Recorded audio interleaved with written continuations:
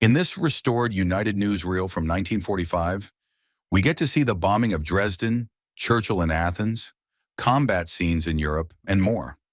The video is partly colorized by a tool called de-oldify.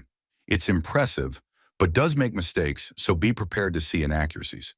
The footage is upscaled to twice its digitized size and interpolated to 60 frames per second. Sit back and immerse yourself in 1940s news.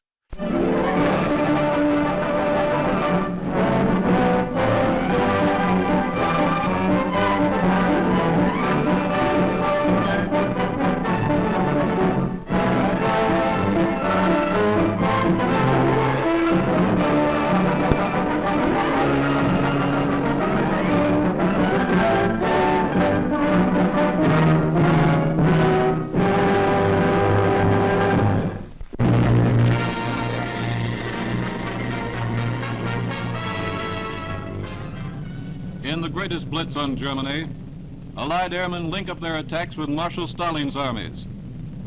British bombers head for Dresden, the Saxony bastion of the Nazis along the Eastern Front.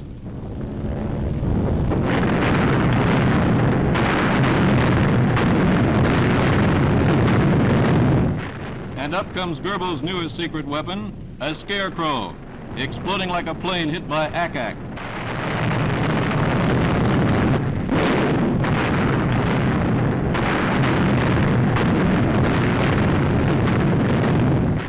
RAF Lancasters splashed 650,000 incendiary bombs on transportation lines in Germany's 7th largest city. They smash a big Reich roadblock across the Russian advance. Damage to Dresden, hampering the Wehrmacht, helps Konev's forces 70 miles away.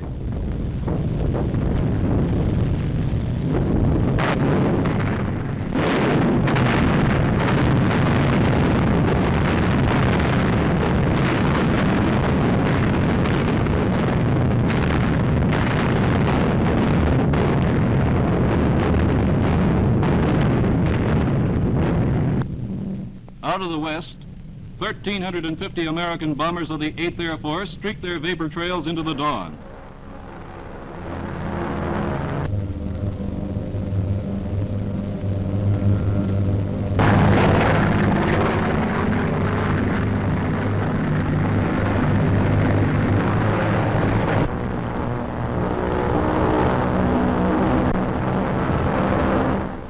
For 2 full days, miles of these bombers hammered Reich factory and railroad centers in the east. Chemnitz, Magdeburg, Cottbus. The veteran 1st Division of the 8th Air Force today carried its 200,000 ton of bombs to help an ally. Now they hit Dresden, hardest of all.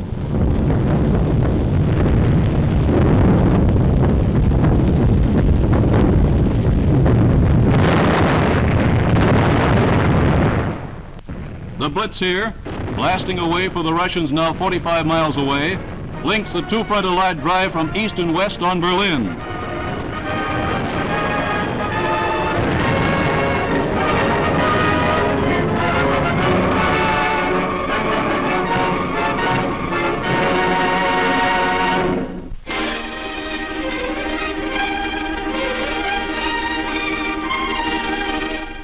The Seine is in flood.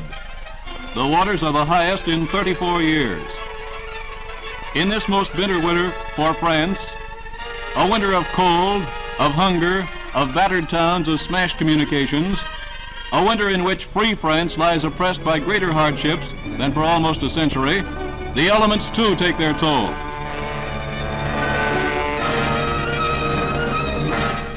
Industrial equipment, barges, cranes, grain elevators in the flat country outside Paris are flooded, swamped, made useless.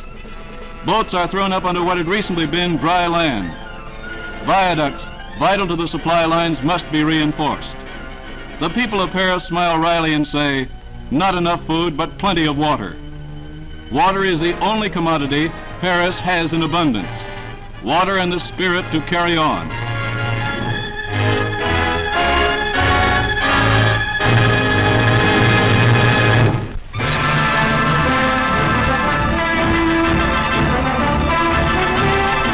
Alsace welcomes General de Gaulle in celebration of the great triumph at Colmar.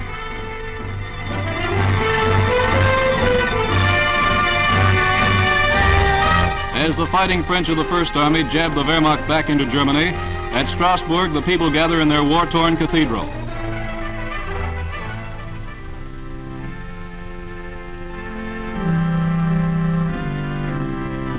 Generals de Tassigny, Juin, and Leclerc are here for the victory services.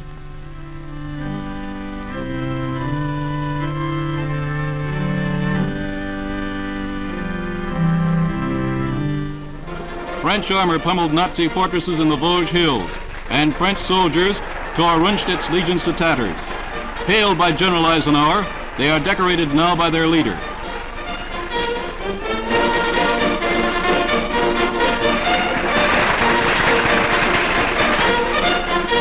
From now on, heroes of Strasbourg and Colmar will fight on German soil. At Saverne, the nation honors its American allies, fighting shoulder to shoulder with the French. General Alexander Patch of the 7th Army becomes the commander of the Legion of Honor.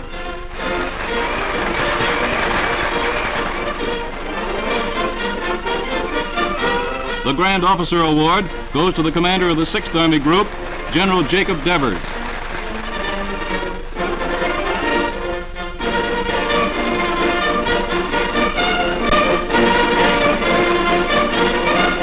Once again, France and America beat back the ruthless hordes from over the Rhine.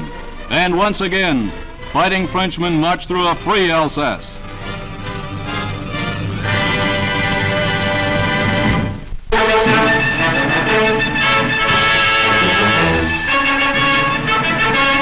Peace had come to Athens under the warm Mediterranean sun, when Mr. Churchill, met by son Randolph, visited Greece on the return from the Crimea. Others in the party were Field Marshal Alexander, General Scobie, and the British ambassador.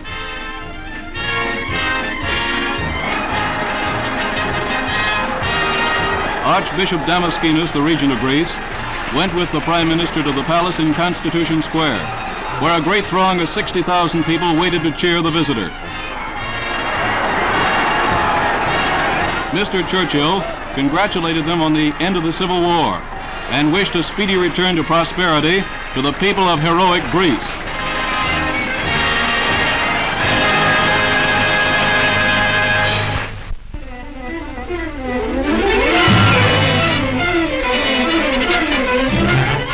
On the Third Army front in Germany, American soldiers have fought in snow, in ice, in fog, and now along flooded roads, flooded marshes, flooded streams. The snow in the Eifel and Vosges has melted. Torrents of water came down across the roads, and troops and supplies have a hard time moving up. Sometimes Americans hold one end of a bridge, Germans the other. The enemy has to be bombed or mortared out before the advance can proceed.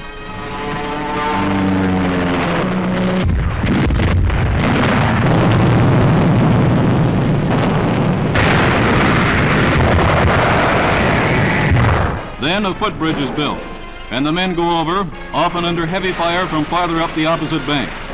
Over and over, the bridges are hit and smashed. So a smoke screen is laid down to cover the operation, and damp, rainy weather keeps the oil fog close to the ground.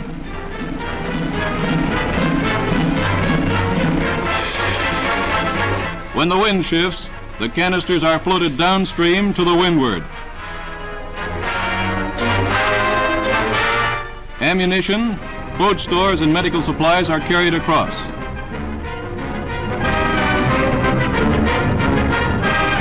The trucks go over too at a second crossing.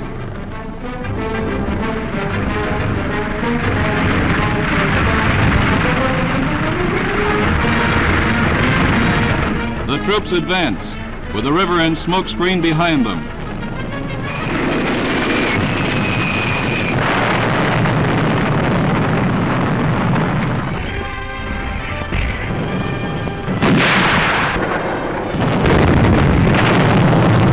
Dead Germans. Live Germans.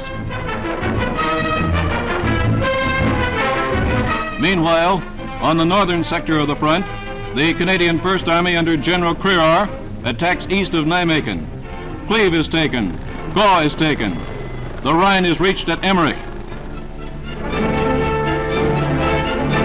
Field Marshal Montgomery, caught in a traffic jam, decides the tanks have priority and stops for a bite to eat. And the tanks go forward. Here begins the new Allied offensive.